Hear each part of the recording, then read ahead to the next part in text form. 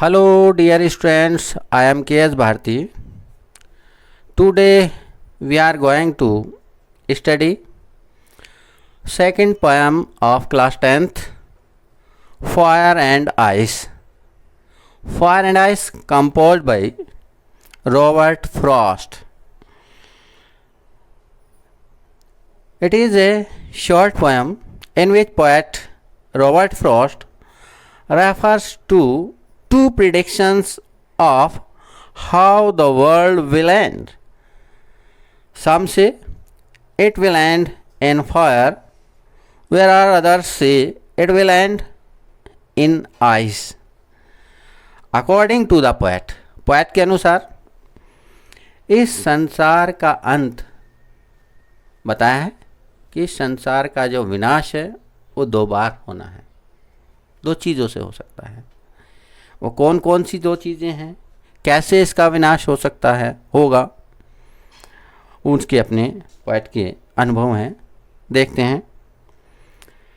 Some say the world will end in fire, some say in ice. From what I have tasted of desire, I hold with those who favor fire. Some say the world, कुछ लोगों का मानना है, कुछ लोगों का विचार है, the world will end, यानी संसार का अंत होगा, विनाश होगा in fire. फायर यानी आग, यानी अग्नि, अग्नि द्वारा। कुछ लोगों का मानना है कि संसार का विनाश का कारण अग्नि बनेगी। Some say in ice, कुछ लोगों का मत है, कुछ लोगों का मानना है कि संसार के विनाश का कारण आइस यानी बर्फ यानी जल, जल द्वारा इस संसार का विनाश होगा। From what I have tasted of desire. From what I have tasted, tasted से मतलब एक्सपीरियंस से है, यहाँ अनुभव से है। From what I have tasted, मैंने जो अनुभव किया है, मेरा जो अनुभव है, ऐसे मतलब यहाँ पोएट से है, पोएट रॉबर्ट फ्रॉस्ट से। कहने पोएट का जो अनुभव है वो अपना अनुभव बताने कि संसार का विनाश जो है उसका क्या है, वो डिज़ायर है, इच्छा है। डिज़ायर भी इस संसार का विनाश का एक कारण हो सकती है। I hold with those who favor fire. I hold with those, hold with का मतलब agree with यानी सहमत होना। मैं अर्थात पोएट कह रहे हैं कि मैं उन लोगों से सहमत हूँ, उन लोगों की विचारधारा से सहमत हूँ, who favor fire, जो यह मानते हैं या पक्ष लेते हैं कि संसार का विनाश फायर यानी अग्नि, अग्नि के द्वारा होगा। इस तरह से पोएट ने अपने ये अनुभव व्यक्त किए हैं। नेक्स्ट देखते हैं। But if it had to perish twice, I think I know enough of hate to say that for destruction ice is also great and would suffice.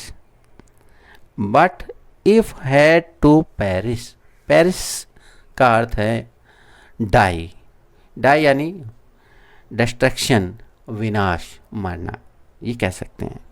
कहने पोएट कहने कि if it had to perish twice, twice मतलब double, दो बार, यदि इस संसार का विनाश दो बार में होना है तो आई think I know enough of it, मेरे विचार से, मेरी विचारधारा के अनुसार जहाँ तक मैं जानता, एनफ ऑफ हेट, इस के विनाश के लिए हेट, हेट यानी ईर्ष्या, ईर्ष्या ही पर्याप्त है, एनफ है।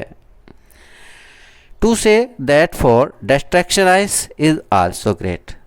To say that for destruction, destruction यानी विनाश, विनाश के लिए। यह कहना कि संसार के विनाश के लिए ice is also great, ice भी यानी जल भी एक बहुत बड़ा कारण है, यानी विनाश का एक बहुत बड़ा कारण जल भी है। एंड वुड सफिस, सफिस यानी सफिशिएंट यानी पर्याप्त। पोएट के अनुसार बता रहे हैं कि इस संसार के विनाश के लिए आइस भी पर्याप्त है, जल भी पर्याप्त है। इस तरह से पोएट ने क्या बताया है कि फायर और डिजायर ये दोनों एक जैसी हैं। इनसे अग्नि और डिजायर इच्छा से के द्वारा भी इस संसार का विनाश हो सकता है।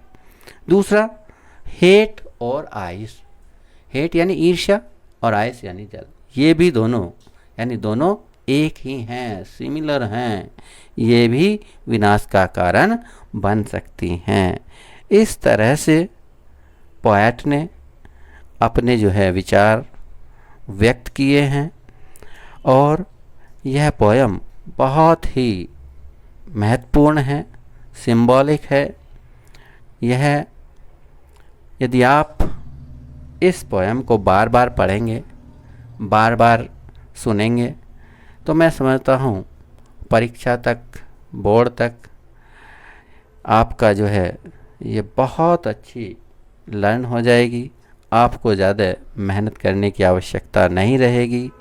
इसलिए इसको बार बार देखें, सुनें। धन्यवाद, आपने इस पोयम को सुना। लाइक और शेयर अवश्य करें। Thank you.